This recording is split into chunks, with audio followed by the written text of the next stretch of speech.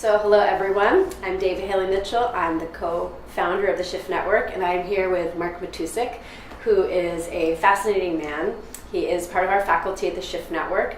He's also an author, and I feel most relevant to this conversation, he is also the founder of V-Day Men, a sub-organization that he founded as part of V-Day and the 1 Billion Rising movement, which was kicked off by Eve Ensler a number of years ago.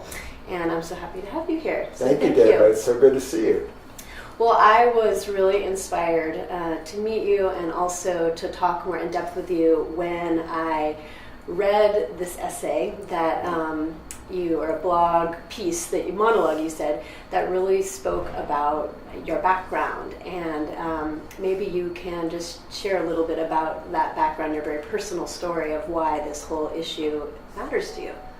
Well, sure. I grew up in a house full of troubled women. My father had left when I was 4 years old. I grew up with my mother and my three sisters. And they were all confused women who struggled with a lot of pain in their lives. So I grew up as the sole man in this atmosphere of female grief, as well as violence against women. When Eve first asked me to write this piece for a memory, a monologue, a rant, and a prayer, the anthology that it came from, I said that I didn't really have anything to say. And she had known me for a long time and kind of pressed me and said, I really do think that you have things to say. So when I sat down to write it, it sort of shocked me that it was right in front of my face and I had never acknowledged it, which was that I had not only grown up in a house full of women, but all of the women in my family were raped at one time or other. And that was here in, where were you? In Los Angeles. In Los Angeles. Yeah, in Los Angeles.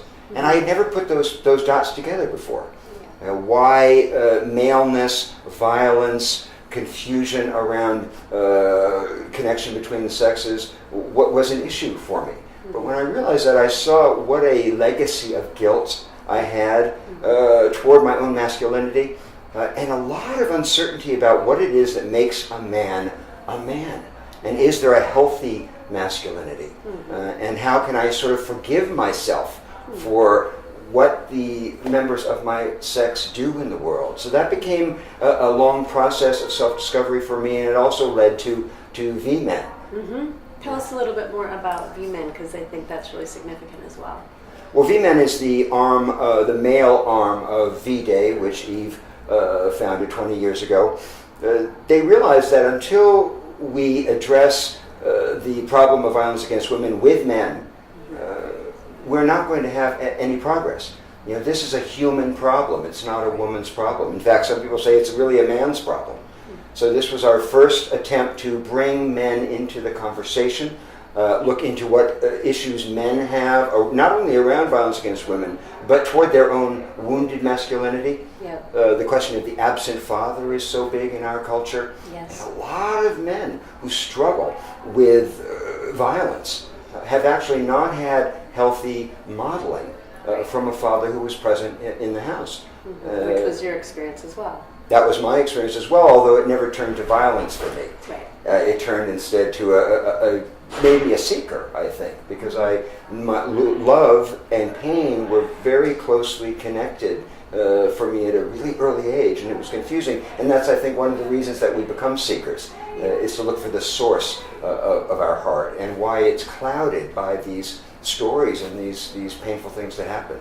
So it's amazing to me to know that it was almost 20 years ago that this whole thing got started with Eve, and it's still, sadly, so relevant, perhaps even more relevant now today. And obviously everything that's gotten kicked up with the Me Too movement, I've been doing quite a lot of interviews. I've been at the United Nations in a lot of conversations, and I'm noticing that it is mainly women that are in the room. It's mainly women that are speaking on the subject, and I feel like men are, feeling perhaps a bit marginalized, attacked. There's sort of this increasing tension, almost a gender war kind of feeling. And so I'm wondering, how has it shifted for you since the whole Me Too movement got kicked up, and what are you noticing now?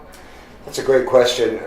Violence against women has never gone away. No. So while great progress has been made in certain corridors. The Me Too movement has pointed out the fact that we're still more or less where we were in terms of men's unwillingness to take responsibility for their behavior, and unwillingness, as you said, to jump into the fray, because we don't feel that women really want us as part of the movement, although they, of course, need us. Of course. Now, that's not what women say, but that's a feeling that men have. It's guilt by association. Right. So how can we identify the things in male behavior, and there's violence against women by women as well, but particularly... And there's also violence against men. And there is violence against men. And, men have been subject to the same kinds of predation, and especially in different circumstances, but we all know about what's happened in the church movements. And absolutely, but the numbers are nowhere near what they are for women. So how can we separate out those toxic aspects of our masculinity from the things about being a man that are wonderful and powerful, that women love in men? Right. Women love men's power. Women don't love misused power, or power that's bastardized into hierarchy, supremacy, domination, and that kind of thing. So what do you say to men who want to be part of the solution, but perhaps are confused about how... I've noticed certain men online jumping in and saying certain things, and have been sad to witness how they've often been pretty quickly taken down, or even men taking responsibility for things they've done in their lives, and it's sort of... that was this no-win situation. If you say nothing, then you're a silent bystander. If you say something, then you're taken down. And so I don't know if you offer guidance or suggestions for how can men be a positive contributor to this conversation. By speaking to the women in their lives and understanding also that women are half of this conversation. Women need to open the door. Men need to walk through the door. Men need to knock on the door, but women need to open it. And so what would the knocking look like from here? I'm concerned. What can I do?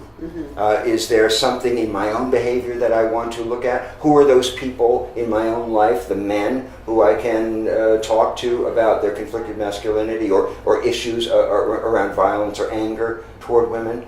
It has to be a conversation. It has to be a two-way street. So the men need to knock, but women need to open the door. And that's not always the case for understandable reasons. Women who are seeking a safe space aren't necessarily going to be completely open to men being in that space. And might have felt violated or something, and so there's a real fear factor. I work with so many women and on feminine spirituality, and at one point we were exploring, it's not just women that actually need to learn and want to cultivate the feminine. Men want that too. Can we open the doors and have men as part of our circles?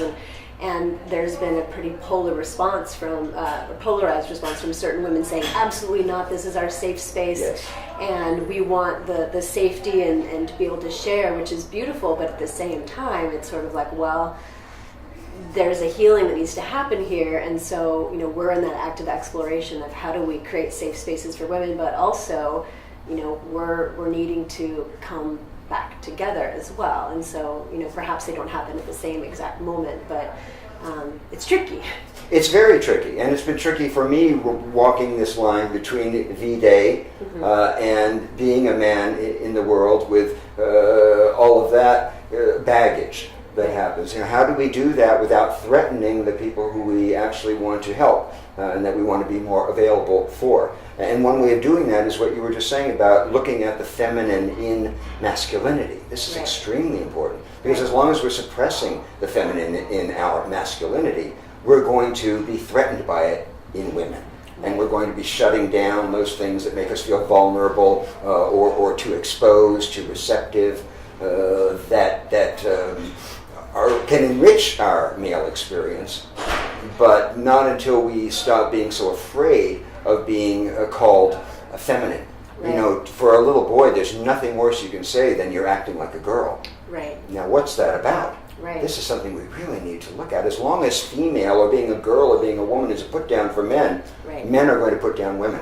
It's really sad. There's a beautiful movie, I'm sure you probably saw it, that was called The Mask You Wear, and it's about the stereotypes of men and boys and how they're raised to basically not have emotions, and these things that are said, man up. And what does man up mean? Told to a little boy, it means don't show your emotions, don't be vulnerable, don't have feelings. And so that there's also this whole reality that I think women are not aware of what is it like to be in a man's shoes, where I think one of the highest areas or groups that for suicide right now is teenage boys who are even white as well. And so there's this population that feels like being the wholeness of who they are is not okay, and the wholeness of who we are as a being that is concerned and loving and emotional. And so in the same way women have been shut down in many ways, men are also shut down. I think that's an important part of the story, which often people are not as aware of or as sympathetic to even.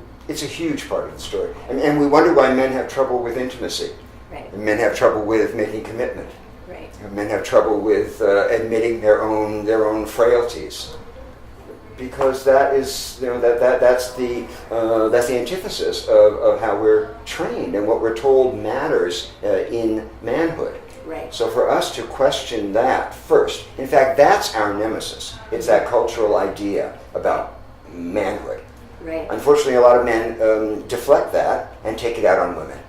They take out the anger, the confusion over what am I supposed to do with these forces in me. I don't know, and therefore I will punish you for not telling me. A lot of men, I don't need to tell you, are acting out around anger toward their own mothers in their relationships with women. So it's very important to look at that relationship and how it's affected you.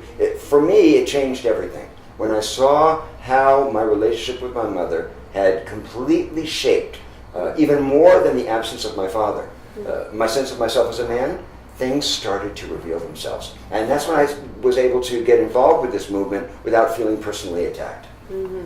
And I love that you're talking about redefining masculinity in a way that is more holistic. And what's kind of the version of masculinity that you are putting out there and advocating? What, are you asking me? Yeah. A masculinity that is balanced, a masculinity that understands that yin would not be yin without yang and vice versa, and that if we lose touch with our internal femininity, we lose our power as men. They talk about the tenderness of wolves, and I love that image of what male power can look like. It doesn't need to be bloodthirsty, it doesn't need to be aggressive, it doesn't need to be dominant. It can have that power in store, but express it through love.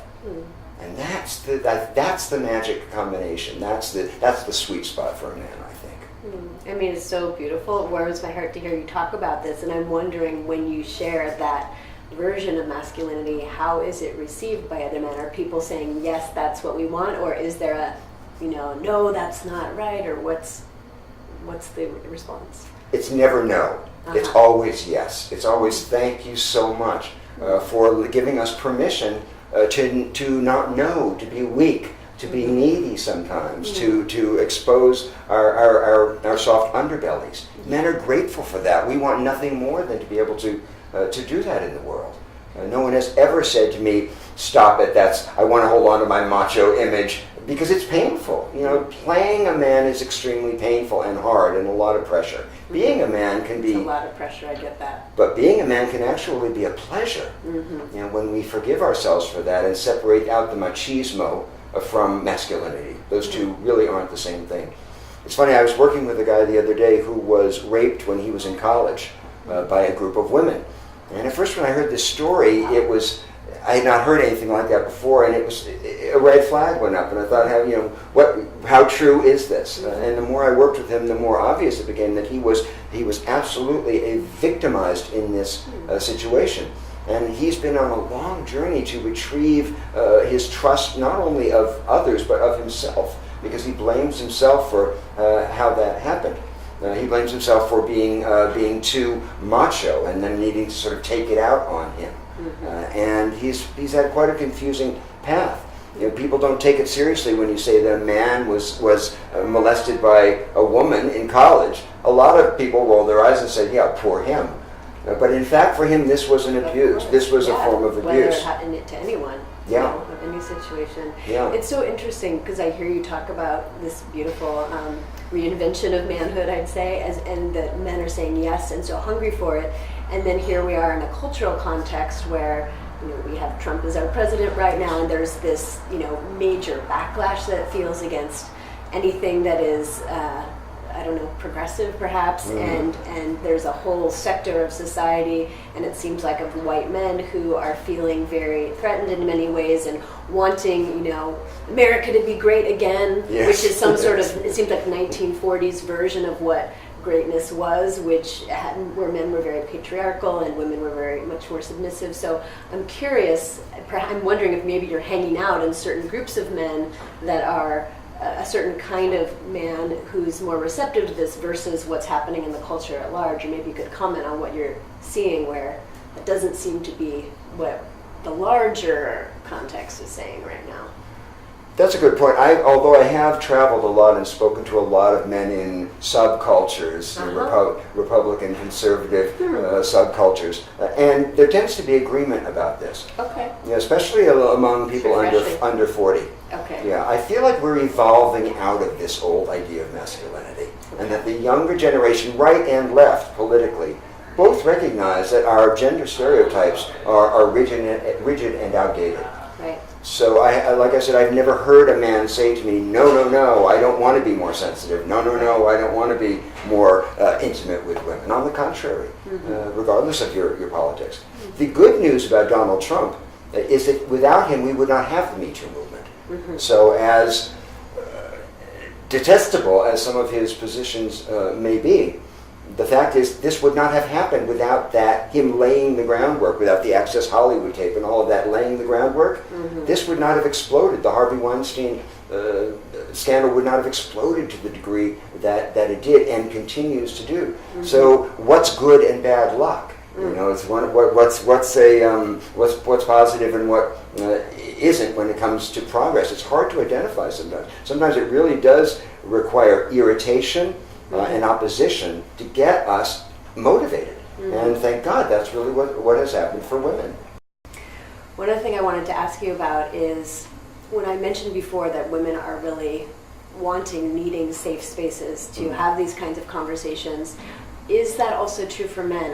Is it happening? Are there spaces where men are getting together through V-Day or other things to talk about how conflicted they're feeling or how to be a positive healing balm in this painful situation?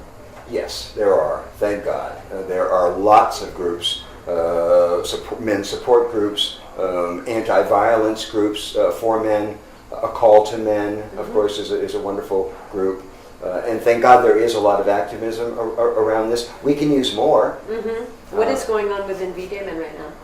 V-Day Men goes on. I curate this collection of essays on the website. Mm-hmm. I've seen a number of those. And it goes on. I'm hearing from men all the time. Actually, the fellow I was just mentioning who was raped in college came to me through V-Men, and he's now doing a piece for us. So I invite men to write to me with their stories. It's very, very important that we hear. And you're starting to put together shows with men's stories? Is that what's happening? Or we're working on that, and I always need them for the website. So for folks who have a story to tell, who have any connection at all to violence against women or feelings about this, we need to hear your voices. Right. And what about places where the two are coming together in constructive ways? Because it sounds like there's spaces where women are talking, there's spaces with men. I know that we are co-hosting an event around that, but I'm not seeing as many places, maybe I'm just not aware, but where the reconciliation is really happening in a public way and in a healing way, and maybe you can illuminate for me. You're not aware? No, I wish I could illuminate for you, but there aren't that many places where this is happening, where women and men are voicing their feelings around violence against women and having a healthy conversation about it. Yeah. My impression at the conferences I've been to, for example, when I give the men's side of the story, I'm often opposed by women in the audience. What are they saying? We don't need to hear about your problems. We're here to talk about our problems. Yeah. So maybe it's creating audiences that are specifically designed for that, because it seems like and I think they're probably not online, though that's a great step, but it seems like things are so quick and fast in the online world that to have this kind of real reconciliation, it requires a space for, I would say, not, dialogue is a great piece of it, but also where there can be healing that can happen, where there can be, eye gazing, heart connecting, meditating together and holding space for each other, like more of a workshop kind of setting is what I could imagine would be most healing, because it's not on the surface. I mean, it explodes on the surface, but the real work to be done is tender and it's nuanced, and it requires skillful facilitation and connecting to the other being, not just the one who is someone that we can caricaturize or create a caricature of that person or demonize, but really, even if someone is acting out, usually that is coming out of a context in their own life where there's been deep pain, and so there's healing that needs to be done there, as well as on both sides. I work in I've been working for many years in San Quentin prison with men who have done many awful things in their lives, and at the beginning I was very frightened about doing that, thinking I'm going to be now locked in, literally into the jail with and prison with men who the rest of society wants to lock out. And as I've gotten to know these men through time, my heart has opened so deeply, and to really understand the context where their violence came from. And these are, every story is different, but when I came to know the whole story, their situation and how they were raised and how they were homeless and how they were abandoned and how they witnessed their mom being beat within an inch of her life growing up, then it doesn't make it okay, but it expands my heart to have compassion, to understand the context where their violence came from. And I feel like those kinds of spaces where we can understand the complexity of what's rising up in this way, and it's not new, but it's just being highlighted in a new way, creates a space where there's at least a lot more forgiveness and compassion and understanding, and then healing that comes from that. That's beautifully said, and you're absolutely right. When I started going to groups for men who were perpetrators, it gave me a whole different view of what is going on in rape, what's going on in violence against women, and seeing how much hostility these men were brought up with. So you've been to groups of perpetrators? Yes, wow. Yes, and interviewed perpetrators. Wow. And what's shocking about it is how much compassion one feels, and how understandable, if terrible, their behavior becomes, as you're saying, in the context of their own wound. And again, I'm not saying it's okay. Not I'm not at all condoning it. I'm just saying that instead of just demonizing these men, which before I have to say I was a little more polarized, like, hey, they've killed someone or they've done something, which is horrific, and yet it's just had me have to expand my capacity to hold complexity. Exactly, and until we make space for that complexity, no healing can happen. Right. They say you can't transform what you haven't first blessed. Right. And blessing doesn't mean condoning, it doesn't mean forgiving, it certainly doesn't mean forgetting. Right. It means acknowledging and creating space for it. And until we do that, in private, as you're talking about, and on the public stage, we can't see men as three-dimensional beings who are improvable and trainable. It becomes a stereotype, like you're saying. It becomes a caricature. Right. It would be great if we had more groups of men and women meeting privately to do this deep one-on-one healing work that you're talking about. It could be extremely helpful. Who knows what will come out of all this, but it seems like there's an invitation and a need, and also for anyone who's out there watching, if you feel inspired to be part of this, we are just kind of seeding a response, because we're trying to, Shift Network is here to create heaven on earth, and what's happening in our world right now is very far from that. And so this, one of the biggest things we focus on at Shift Network as a whole, in the macrocosm, but also in the microcosm with Stephen and myself, is how do we create true balance? How do we create true healing? How do we really marry the masculine and the feminine as individuals, but as a collective? Because that's, just swinging the opposite way. In my own life, I grew up in very patriarchal conditioning, as most women did, swung into the the divine feminine work very deeply, and I think in a subtle way was rejecting the masculine. And now I've realized in my own life, it's really about the marriage, that inner marriage first of masculine and feminine in myself, but then also, how can all of us as feminist women also not be even very subtly rejecting the masculine and rejecting men. So there's, I haven't been subject to the kinds of abuse that other people have, and yet I think I've just, drunk that feminist Kool-Aid, which is, there's a subtle, the men are the ones keeping us repressed and keeping us down, and there's a truth about that. Right. But the healing isn't going to come, and the reconciliation and the new next chapter of humanity that we're excited about isn't going to come from that lens either, for the swinging to, super feminine rejection. It's more like we need to reintegrate our masculine in a healthy way. Yes. And then the men need to be integrating the feminine, and then coming together, really stripped away from all these labels as humans, as souls that are, each of us wants the same thing. We want ultimately to be loved and to have fulfilling lives and to feel like we're making a difference. Exactly, and as we do that, as men and women, we won't be as threatened by the differences between us. We will enjoy the differences between us. Yeah. It's in the differences, the distinction, the distance, that erotic life happens, that the male-female energy is able to come into something larger than itself. But if we don't accept the differences, if we're trying to turn men into women or women into men, or lose that sense of distinction, we also sacrifice something essential for creativity, for love, and for balancing out, as you're saying, the connection between two very different beings. Yeah. We can live with appreciation of the difference. Yeah. And then men can act like men in the ways that we may want to, and women the same, without feeling like we're being polarized. Right. Just allowing, it's not either or. Right. It's both and. We're both men. We are both feminized men and women with a healthy masculine, and we are separate. We are different. Yes. That's a beautiful thing. That is a beautiful thing. Well, on that note, I know we need to bring this interview to a close, but I want to thank you deeply on behalf of myself and on behalf of all the women participating in this program for doing this work for so many years, for being such a strong advocate of the feminine, and for helping to heal the masculine as well. Thank you, It's been a pleasure. Thank you. Thanks for having me. Mm-hmm.